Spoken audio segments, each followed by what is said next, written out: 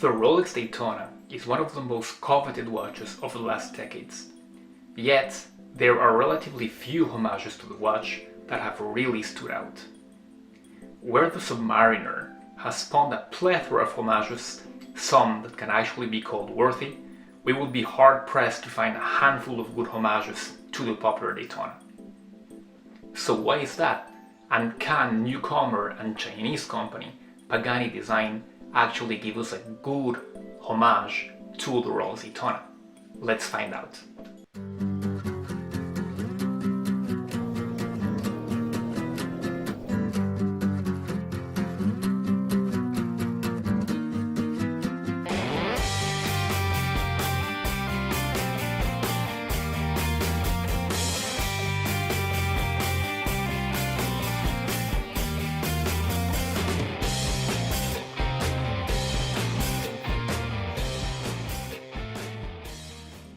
So the phenomenon of homage watches has existed for a long time. Even very reputable companies in the past borrowed designs and features from their competitors. And that was actually pretty good. It made the industry go forward, which in the end benefited everyone, and especially us. But it's in the last years that we have seen this phenomenon explode. And I believe that that is basically because very coveted Swiss timepieces, especially from Rolex, have become more and more expensive and less attainable to the common man, especially now that they are so scarce. So given this situation, let's face it, homage companies and homage watches are here to stay. And here is where Pagani Design comes into picture. The Pagani Design Submariner was one of the most celebrated entry-level homage watches of last year. With unbeatable specs, this watch was a no-brainer in the below $100 bracket. So can the company replicate the success it had with the Submariner here with the Daytona? And right off the bat, here it is much more difficult, and the whole thing resides in the actual complication, the chronograph. And actually the automatic chronograph, the mechanical chronograph in general, is a very hard complication to make for watchmakers. So there is actually no equivalent in the automatic chronograph world for the Seiko MH36. The closest alternative would be the ETA 7750, and that is quite expensive, and that would make the homage watch spike up in price to a zone where most homage companies, especially those coming in the lower tier like Pagani Design, couldn't venture. And here I am ruling out all the quartz and meccaquartz homages to the Daytona. And that is because I believe that when you are trying to homage a watch that is automatic, at least you should make it automatic. But what does that leave us with?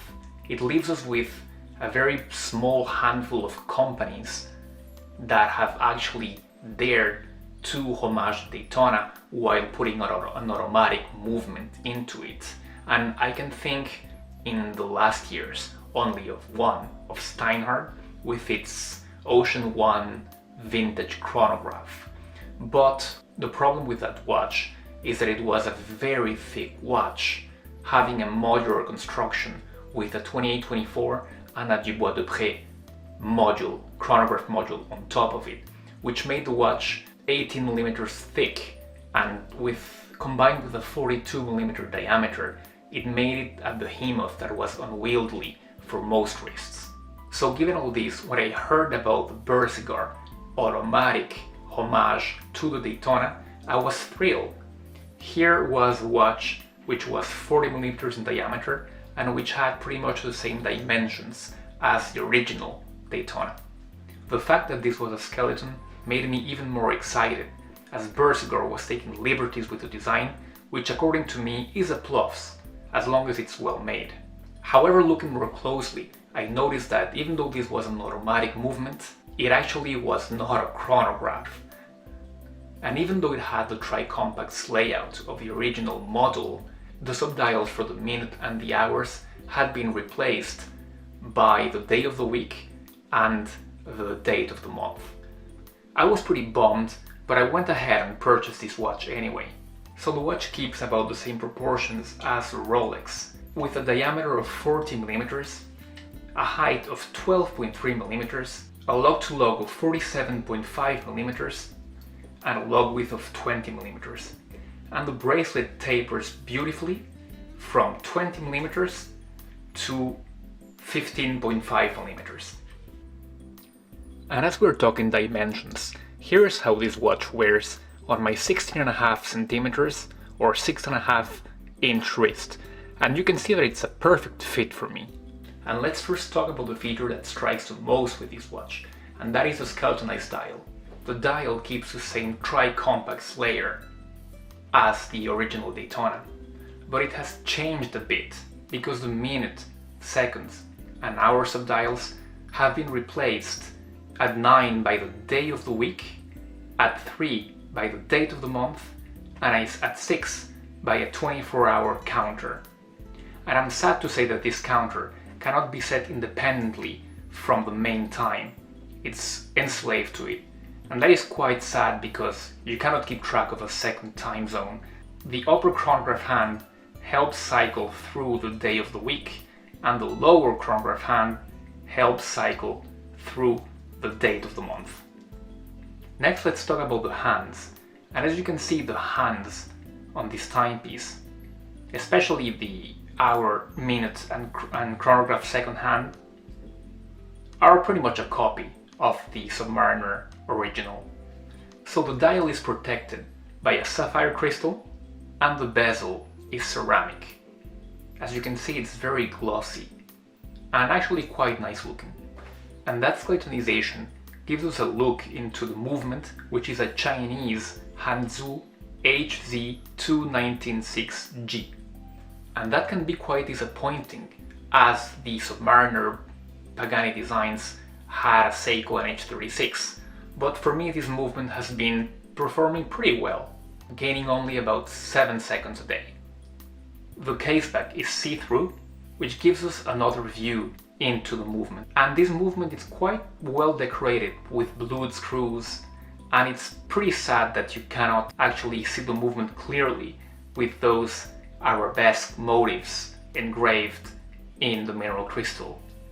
Let's now talk about the bracelet, and the bracelet follows the same aesthetic, with brushed outer links and a polished center link. And even though the polishing of the case is of pretty good quality, the polishing of the bracelet is not as well made. However, this bracelet is quite good quality, with solid links and solid end links. And of course, the links are screwed down, which is of course a big plus. As for the clasp, as you can see, my clasp is still signed Pagani Design, which shows that Pagani Design and Bersigar are the same company. But regardless, this clasp is pretty good quality, as it mimics the one from the actual Rolex Daytona. And here again, the opening mechanism is spring-loaded. And here, as was the case with the Submariner, we have a copy of the Easy Lock system, which actually works pretty well. And the quality feels quite an improvement over the one on my Submariner. And although the lume is not amazing, it's pretty okay for this type of watch and for the price point. You even have a 12 o'clock double pip showing you where 12 is. All in all, the quality of this watch is pretty good, especially for the price. And as we're talking price, let's address how much this watch goes for. I paid 110 euros for this watch, which I believe is a pretty decent price. I didn't want to wait for the watch coming from China, especially with this sea virus situation, so I paid a bit more. If you go into AliExpress, you can find it for $80 or $90. So what to make of this watch, of this weird homage that is not actually a total homage because it gives you some functionalities that the original doesn't have, but then it takes away the chronograph, which actually makes the Daytona what it is. So I believe that taking it by itself, this is not a bad watch. Although it's not a chronograph, as I would have wished so much, it still gives you that dates complication. It is still very well made for the price. However, we're still not there. We are still searching for that wonderful homage to the Daytona that can make us happy. But we haven't found it yet, and it's not this watch that will make that dream come true, sadly. If Pagani Design could make the same watch, keeping the same dimensions, and putting an automatic, even a manual wind chronograph mechanism in there, and keep the price as low, I would be the happiest of men and I would be buying that watch right away. So as it stands, this is a good watch by itself, but it's not a good homage to the Daytona. What do you think? Would you be interested in this watch? Let me know in the comments below. And don't forget to subscribe to the channel to keep the content coming. So thank you very much, stay healthy, stay safe, and I'll be seeing you in the next one.